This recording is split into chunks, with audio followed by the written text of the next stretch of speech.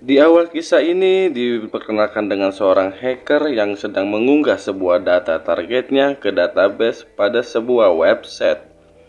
Tampaknya ia memiliki organisasi atau semacam komunitas gitu yang sering menculik paksa kepada target-targetnya. Menariknya, target yang mereka culik merupakan seorang koruptor. Nah, di malam itu mereka berhasil menculik sekitar 10 orang koruptor yang menjamur di kota tersebut. Hal ini langsung diketahui oleh pers karena si hacker membagikan berita culiknya para koruptor tersebut di website mereka. Dan dalam dibalik aksi ini ialah seorang hacker yang bernama Adi. Ia mengatasnamakan dirinya dengan panggilan Gakbar. Pagi harinya wartawan memenuhi halaman kantor kepolisian. Namun hingga kini mereka masih belum tahu siapa yang dibalik aksi penculikan tersebut. Nah, tak lama dari itu, kabar kepulangan para koruptor tersebut diketahui oleh mereka melalui sebuah panggilan telepon.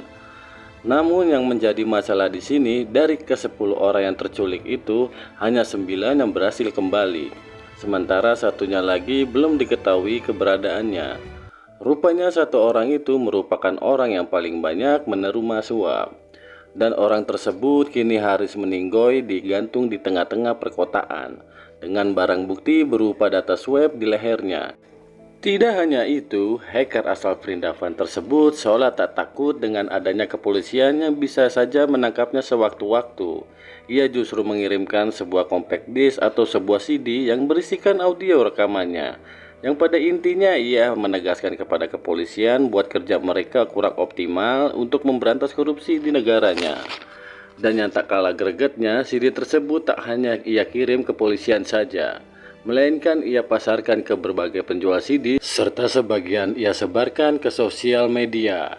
Dan mulai dari sinilah nama Gakbar sangat digandrungi di kalangan masyarakat Vrindavan.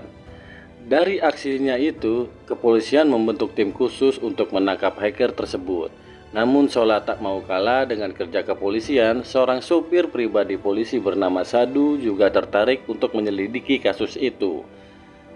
Nah, Adi ini berprofesi sebagai seorang dosen fisika yang di salah satu universitas. Ia juga sangat digemari oleh para mahasiswa di universitas tersebut. Caranya mengajar yang tergolong rasional sangat memudahkan murid didiknya untuk memahami apa yang ia sampaikan. Kebetulan di waktu bersamaan, sekelompok preman datang ke kampus itu dan mengusir beberapa mahasiswa dan melarang para dosen untuk mengajar lagi di universitas itu. Motif mereka melakukan hal itu ternyata didasari oleh ketidaksukaan terhadap si hacker Gakbar yang menurutnya main hakim sendiri. Padahal mereka belum tahu siapa sosok Gakbar yang sebenarnya. Dari kesempatan itu, Adi pun menunjukkan skill bela dirinya di hadapan para muridnya.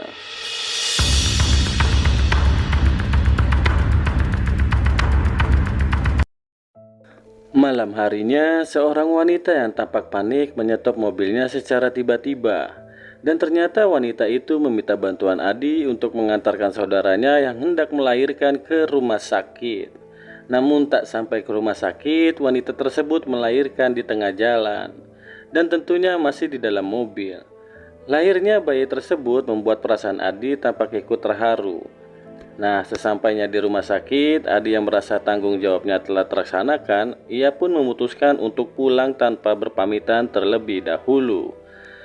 Pagi harinya di kantor kepolisian, para polisi tersebut tampak sedang heboh membicarakan sosok Gakbar.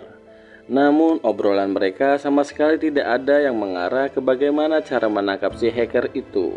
Sadu yang pada dasarnya memiliki jiwa detektif layaknya Batman, ia pun menyampaikan argumennya.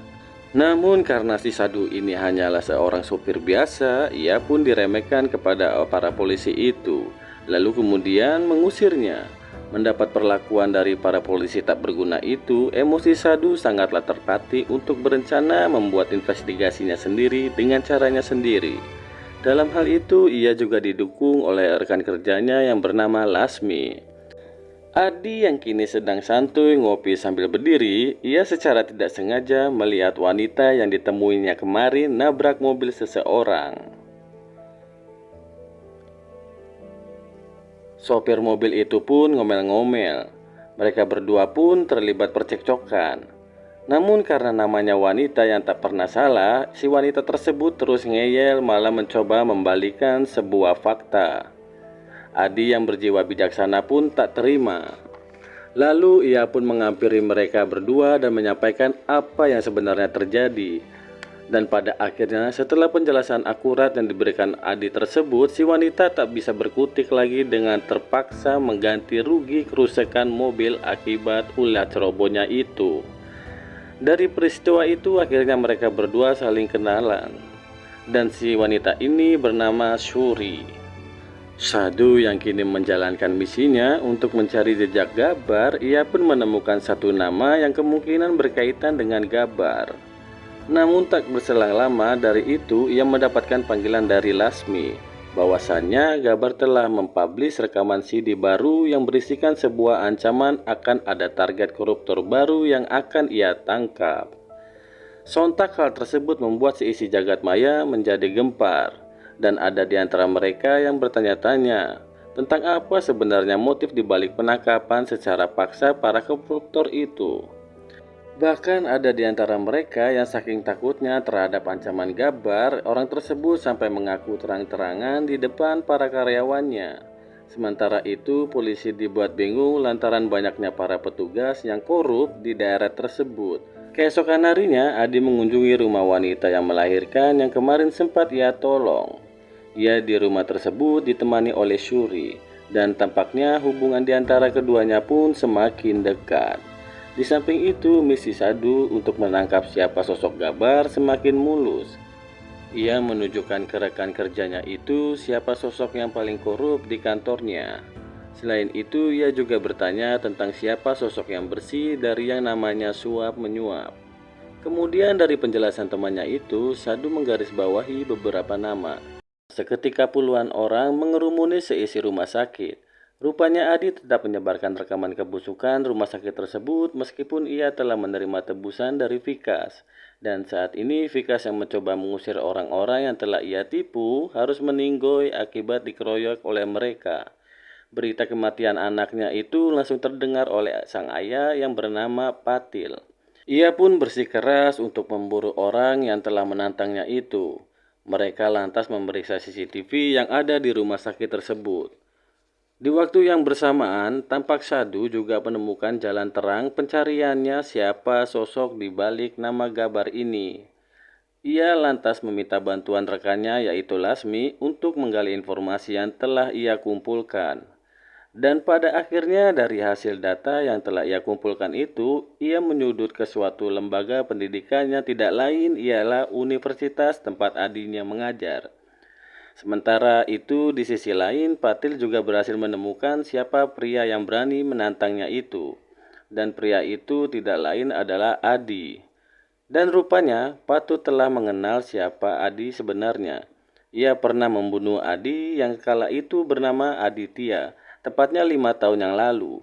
Insiden bermula dengan adanya kematian istri dari Adi akibat tertimpa runtuhan bangunan. Diketahui bahwa runtuhannya bangunan tersebut dikarenakan kondisi yang tak kuat, akibat beberapa masalah yang tentunya masih berkaitannya namanya korupsi. Dalam insiden robohnya gedung tersebut tentunya membuat masyarakat bertanya-tanya, mengapa gedung yang dianggap kokoh itu bisa roboh, dan tentunya hal itu berkaitan dengan pihak si pembangun gedung. Nah, untuk membungkam mulut mereka supaya tidak memojokkan Patil yang makan dana pembangunan itu, Patil pun menyuap mereka semua, dan hal itu berhasil diketahui oleh Adi melalui aksi perekingannya. Dari sinilah awal mula Adi benci dengan namanya suap menyuap. Adi yang geram akan ulah dari Patil, ia pun mengajarnya saat itu juga.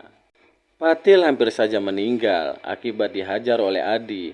Namun karena Adi memiliki hati nurani yang baik, ia pun tak sampai membunuh Patil saat itu. Dan sialnya hal itu dimanfaatkan oleh Patil untuk melawan balik. Dan dari insiden itulah Patil mengira jika ia berhasil telah membunuh Adi. Sementara itu, saat ini Adi serta kelompok misteriusnya sedang diburu oleh semacam agen elit yang bernama CBI. Dan ketua dari badan investigasi tersebut bernama Pahwa. Di saat ia bersikeras untuk menangkap siapa sosok di balik yang bernama Gabar ini, sebuah CD baru dipublish oleh Gabar. yang lagi-lagi isinya sebuah ancaman kepada para koruptor di negeri Pindravan. Seolah tak takut terhadap sosok Gabar ini, bahwa secara terang-terangan bahwa menyebut jika Gabar hanyalah pengecut yang tak berani menampakkan dirinya secara langsung. Hal itu tampaknya langsung direspon oleh Gabarnya sendiri, hingga mengakibatkan salah satu dari anggotanya yang korup juga diculik di siang bolong. Untuk itu, ia pun bertindak cepat untuk menyelamatkan siapa saja polisi yang teridentifikasi secara korup. Namun sebelum sempat mereka sampai ke lokasi, polisi korup itu sudah terlebih dahulu diculik oleh Gabar di depan publik sekalipun. Mereka pun melakukan operasi untuk memperketat penjagaan. Kemudian salah satu dari mereka mendapati ada yang mencurigakan dengan mobil pengangkut jasad, yang mana itu merupakan mobil yang digunakan untuk mengangkut polisi korup tadi. Beruntungnya, hal itu sudah diantisipasi oleh Adi yang kini telah menyamar menjadi anggota polisi lalu membebaskan anak buahnya itu. Nah, sialnya saat menyamar, Suri melihat wajahnya Adi lalu pun ia mengikutinya. Beruntungnya ia diketahui oleh salah satu anak buahnya Adi. Adi pun terpaksa mengatakan bahwa ia adalah sosok di balik nama Gabar. Mendengar pernyataan Adi tersebut, sontak membuat Suri menjadi syok. Lalu untuk menenangkannya, Adi menceritakan awal mula kelompok Gabar terbentuk, yang pada akhirnya mereka semua berasal dari latar belakang mahasiswa yang cinta pada negerinya. Setelah Adil menceritakan asal-usul organisasinya itu, salah satu anggota yang bernama Govin pun muncul. Ia menyampaikan bahwa berita mengenai aksi Gabar tersebut menempati di posisi 1 trending di kanal YouTube. Namun di sisi lain, Adi harus menyampaikan sebuah fakta bahwa ayah Govin juga terlibat dalam kasus suap menyuap dan ditetapkan menjadi target selanjutnya untuk dieksekusi.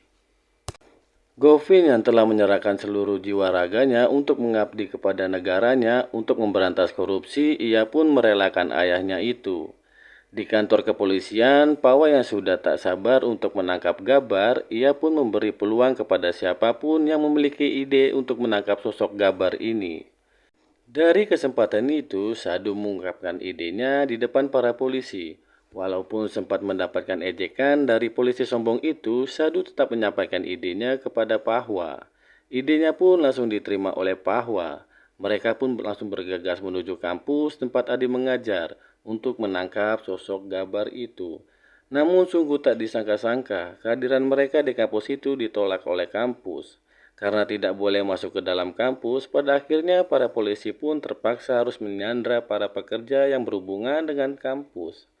Sementara itu di sisi lain, Patil membunuh salah satu karyawannya yang paling jujur yang tak mau menerima suap. Berita tersebut didengar oleh Sadu, dan ia menyarankan untuk mengawasi gerak-gerik Patil. Hal itu dikarenakan besar kemungkinan orang seperti Gabar akan mengincar Patil karena tindakannya. Acara ulang tahun Patil tampaknya akan diadakan beberapa hari lagi. Untuk itu, Pawa serta anak buahnya akan mengepung tempat itu untuk menangkap Gabar, yang kemungkinan akan juga ada di sana. Acara perayaan ulang tahun Patil pun dimulai. Di sana tampak para pengunjung memakai topeng Patil dan berseragam mirip seperti yang dikenakan oleh Patil. Di antara mereka terdapat Adi yang disiapkan menangkap Patil, dan keberadaan Adi yang dilihat oleh Patil. Namun saat Patil mengalihkan pandangannya untuk memerintahkan para polisinya untuk menangkap Adi, tiba-tiba Adi telah berada di sampingnya, lalu menangkap Patil dan bersembunyi di kerumunan para pengunjung yang berhamburan. Dari peristiwa itu pun, Adi serta anak buahnya berhasil membawa Patil kabur dari polisi yang mengawasinya. Sementara itu, Patil yang kini berhadapan dengan Gabar yang tidak lain adalah Adi, mereka pun terlibat adu jotos satu sama lain. Dari pertarungan sengit antara keduanya, Patil berhasil dikalahkan oleh Adi dan tentunya ia pun meninggal. Setelah membunuh Patil, Adi pun datang ke kantor polisi untuk menyerahkan diri dan mengatakan secara langsung bahwa dirinya adalah Gabar. Ia melakukan hal itu untuk menebus perbuatannya dan membebaskan para mahasiswa dan karyawan jujur yang telah disekap oleh para polisi. Sontak aksi penyerahan diri tersebut langsung menggegerkan jagat raya. Dan akibatnya jutaan orang mengirimkan petisi kepada presiden untuk membebaskan Gabar. Mereka melakukan unjuk rasa besar-besaran demi membebaskan sang pahlawan anti korupsi itu. Pada akhirnya CBI terpaksa membawa Gabar ke lokasi yang lebih aman. Namun mereka malah dikepung oleh orang yang pro dengan Gabar. Dan mereka pun pada akhirnya memberikan kesempatan kepada Gabar untuk menyampaikan pidatonya kepada mahasiswa serta masyarakat yang mendukungnya. Namun walaupun mendapat dukungan dari berbagai kalangan, hukum tetaplah hukum. Karena Gabar telah menunjukkan kepada mereka, hukum harus tetap ditegakkan dan tak pandang bulu. Akhirnya Gabar divonis hukuman mati akibat perbuatannya yang telah merenggut puluhan nyawa para koruptor. Dan kisah Gabar dalam memberantas para koruptor pun harus berakhir dengan cara yang tidak menyenangkan. Oke, akhirnya selesai juga dari alur cerita film ini. Selanjutnya jangan lupa nonton video lainnya ya di Apra Channel. Bye-bye.